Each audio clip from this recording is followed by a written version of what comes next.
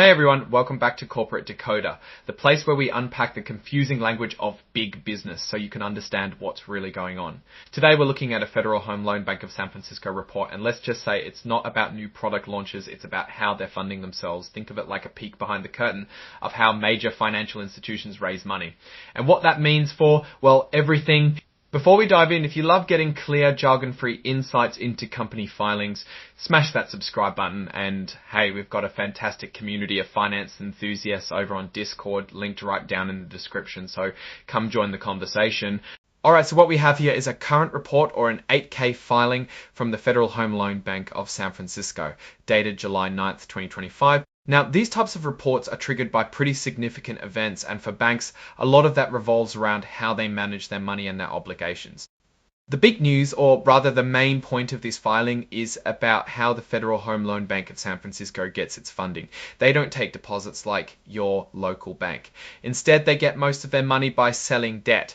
Think of it like borrowing a lot of money, but instead of going to one big lender, they go to the capital markets selling what they call consolidated obligations. Now, here's a crucial point. These consolidated obligations, which are basically bonds and some short-term notes, aren't just the responsibility of the San Francisco Bank. By regulation, they are jointly obligated. This means all 11 federal home loan banks across the country are on the hook for these debts. If one bank can't pay, any other federal home loan bank could be forced to step in and cover it.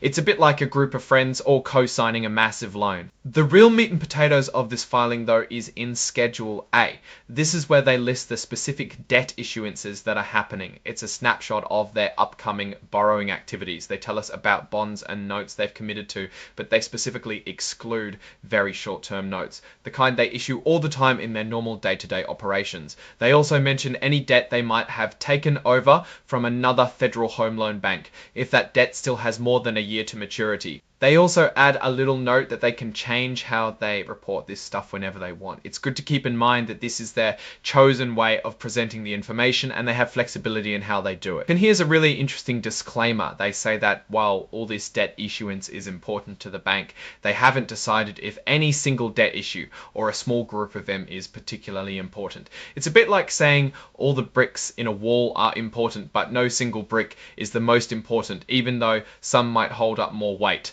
Also, don't expect to see any fancy financial wizardry detailed here, like interest rate swaps. They explicitly state that these aren't included. These are the underlying debts, not the complex financial instruments sometimes used to manage the risks associated with them. Another important detail, the dollar amounts they list are the face value or par value of the debt.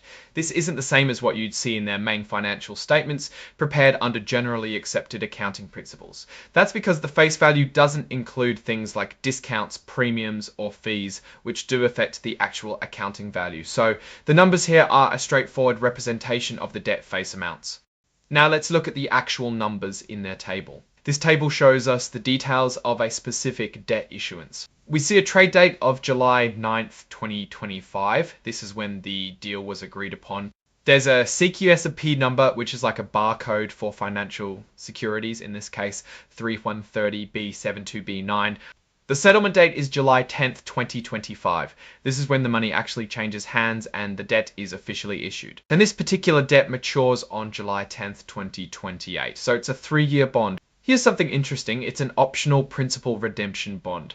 This means the bank has the option to pay back the debt early, on, or after a specific date. The call style is European. In bond terms, that means they can only call it back on one specific date, not any time between dates, but a single predetermined date. The rate type is fixed constant. This means the interest rate on this debt is fixed for its entire life. No floating rates here.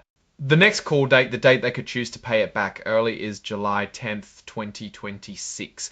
The coupon rate, which is the interest they'll pay, is 4.1441%. And the amount of this specific issuance is $15 million. So they're borrowing $15 million for 3 years at a fixed 4.15% interest rate, and they have the option to pay it back early on July 10th, 2026. Finally, the report is signed off by Antonio D. Rossetti, who is the Senior Vice President and Treasurer. It's dated July 15th, 2025, which is a few days after the report's official date, likely indicating when the authorized signatory actually signed off on the filing. So what does this all mean? We're seeing the Federal Home Loan Bank of San Francisco actively managing its funding by issuing debt. They're raising capital, in this case, $15 million for 3 years at a 4.15% fixed rate. The fact that it's a caller bond means they have flexibility. If interest rates fall significantly before July 2026, they might choose to pay this off early and borrow at a lower rate.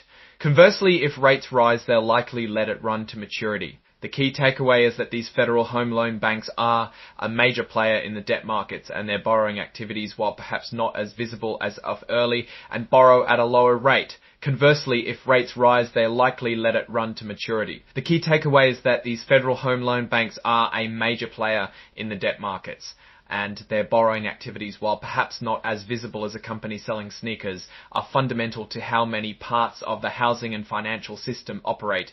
They are essentially providing liquidity and funding to member institutions. Now, looking at this from a broader perspective, the Federal Home Loan Bank system is designed to support housing finance. By issuing these consolidated obligations, they provide a stable source of funding for member institutions like banks and credit unions, allowing them to lend more for mortgages and community development.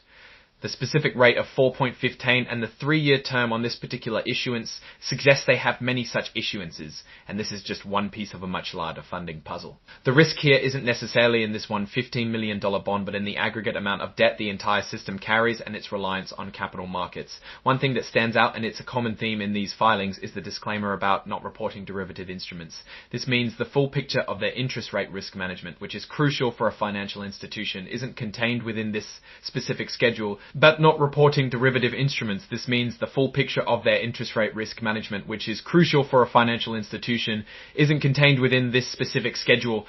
What's my take? The Federal Home Loan Bank of San Francisco is doing what it's designed to do, raising funds through debt markets to support its mission. The details in this filing are a very narrow glimpse into that activity, focusing on a single issuance. It highlights the structured way these institutions operate and their reliance on the capital markets. The core strength lies in the collective backing of all 11 federal home loan banks, providing a safety net. However, a key risk is always market access and the cost of borrowing, especially during economic uncertainty. Alright then, that's our breakdown of this Federal Home Loan Bank of San Francisco filing. What's your take on how these banks fund themselves and what this means for the housing market? Drop your thoughts in the comments below. If you found this deep dive into corporate finance insightful, please hit that like button. It really helps us out. And of course, subscribe for more decoded financial news. Don't forget to join our Discord community for more discussions like this. It's linked in the description. Thanks for watching, and we'll see you next time.